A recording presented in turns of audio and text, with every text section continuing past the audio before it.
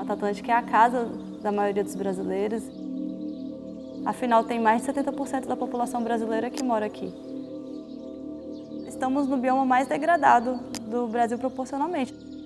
Os estrangeiros chegaram pela Mata Atlântica, então tem um histórico de degradação muito antigo. A gente tem 24% de cobertura de florestas e a maioria delas é fragmentada e a gente não sabe dizer qual é a qualidade dessas florestas, né? Quão ricas elas estão. E por ter um histórico tão antigo, também tem um histórico de restauração que acompanha esse processo. Essa era uma fazenda produtiva de gado leiteiro, que tinha um curral onde tirava leite e as vacas pastavam toda essa região que você está vendo aí. Mudou bastante, né? Eu vim para cá, para Guapiaçu, que é onde eu moro, eu tinha 13 anos. Mudou muito a paisagem nossa aqui, era uma paisagem assim, de morro assim, sem nada. A derrubada de árvores. Então isso há muito tempo que eu não vejo. Você viu isso no passado? Você vi desmatamento desmatamento e aqueles caminhões que passavam às vezes uma tora só em cima de um caminhão. Uma tora, diâmetro dessa tora. Estamos falando de uma família que tem uma área aqui desde 1907. E estava preocupado no como que isso ia permanecer floresta. Foi avistado uma ave conhecida por um exemplar só, de um professor lá do Rio de Janeiro, professor Luiz Gonzaga, e pegou uma árvore chamada-se choquinha fluminense, ou Mimotérula fluminense, ou Rio de Janeiro antwren. E foi avistado aqui. Isso bombou nas notícias mundiais e começaram a vir pessoas para visitar a reserva. Daí começou uma série de doações que culminou numa... Hoje nós estamos em 8.000 e poucos hectares, mais 4.000 hectares em parceria com proprietários que têm o mesmo espírito, né, de conservação. O retorno da floresta, a própria biodiversidade é extremamente importante para manter o ciclo da água e a produção hídrica que vai abastecer esse povo.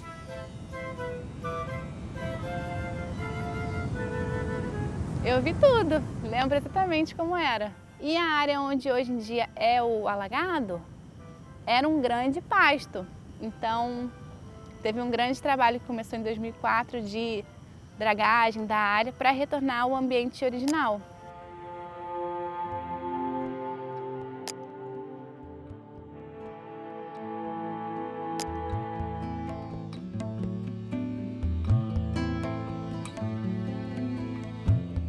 A transformação é incrível.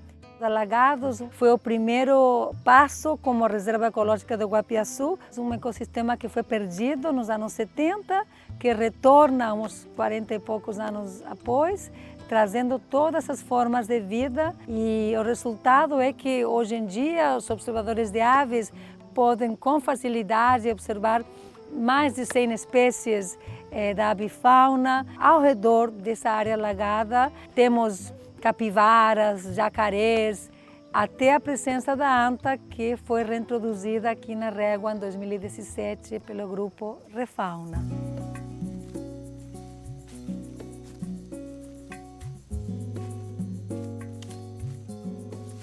A Mata Atlântica é um bioma que, apesar de ser muito rico em biodiversidade, a gente tem muito pouca fauna de grande porte aqui. Porque a maior parte dos fragmentos de Mata Atlântica que existem hoje, eles são pequenos, eles têm menos de 50 hectares. Então, esses fragmentos, eles não abrigam, por exemplo, uma onça. Então, esses animais, eles acabam ficando muito restritos às áreas protegidas, às unidades de conservação. Então, se a gente consegue fazer restauração conectando esses remanescentes com outras áreas ou ampliando esses fragmentos, a gente vai estar dando mais condição para outras espécies virem. Então começa com a coleta de sementes aqui nas próprias áreas da régua do entorno. E depois as sementes são trazidas para o viveiro E lá começam todos os trabalhos de separação de semente, pesagem, produção de mudas em si. E aí tem as etapas de crescimento das mudas, e elas vão crescendo em um local mais sombreado, depois passam por um pátio de rustificação, enfim, para preparar para a ida para o campo. As espécies pioneiras, elas são chamadas de colonizadoras e, tecnicamente falando, também são as espécies de preenchimento, que são aquelas que vão chegar para preencher o solo e que ela vai dar condição para que as espécies mais tardias possam se desenvolver. Então, essa é a essência da restauração florestal, é a gente buscar a sucessão ecológica para que a floresta tenha autossustentabilidade, para que ela consiga formar uma floresta sozinha depois.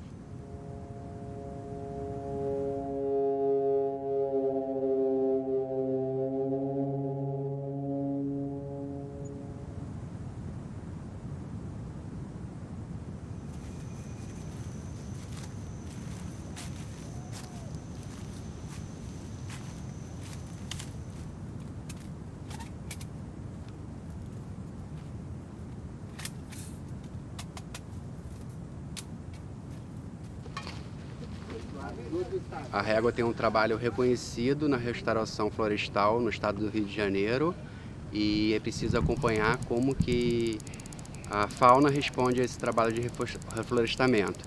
Então a gente está coletando esse dado de forma sistemática aqui na Régua, já fazem 3 anos. Can you write this, please? Can I touch the ear? Yeah. 969. Então a gente está avaliando as populações de pequenos mamíferos, médios e grandes mamíferos. Para os pequenos mamíferos, que é esse bichinho aí que eu acabei de pegar, a gente usa armadilhas vivas, shermas e tomahawks. E para os grandes mamíferos a gente coloca câmeras automáticas na mata, que são as câmeras traps, para conseguir registrar esses animais. Então, nossos dados têm mostrado que o reflorestamento da Régua é excelente para a fauna local e tem espécies que realmente tomam proveito desse reflorestamento e elas colonizam bastante rápido.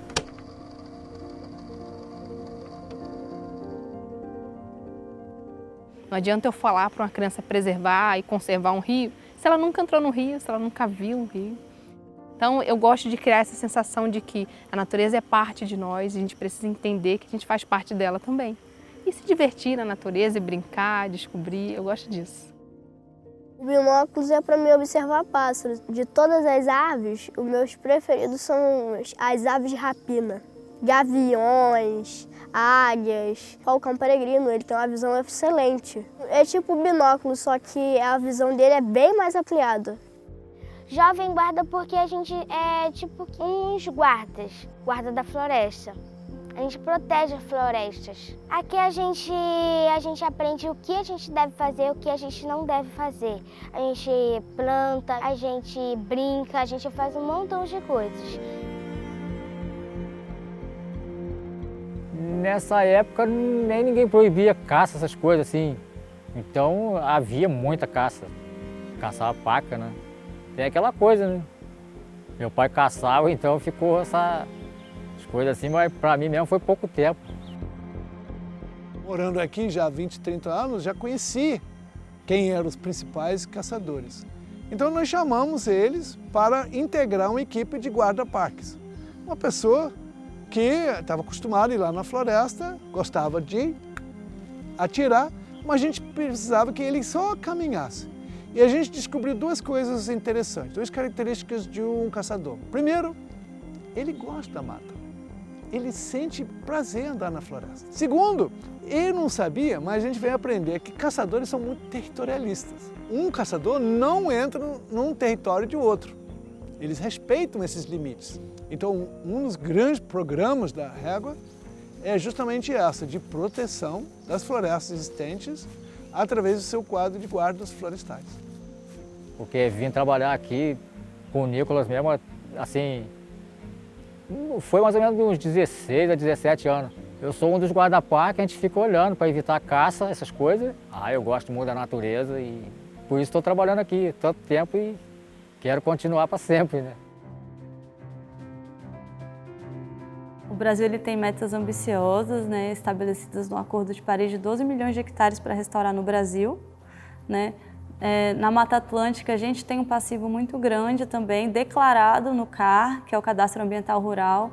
Então, declarado, segundo o Observatório do Código Florestal, a gente tem mais de 3 milhões de hectares na Mata Atlântica para serem restaurados. Mas isso não é um número exato. Quanto mais floresta, é melhor para todos nós, para garantir os serviços ecossistêmicos, para garantir a qualidade e quantidade de água. A restauração ela é necessária, a gente tem ferramenta, a gente tem instrumentos, a gente tem conhecimento para fazer restauração.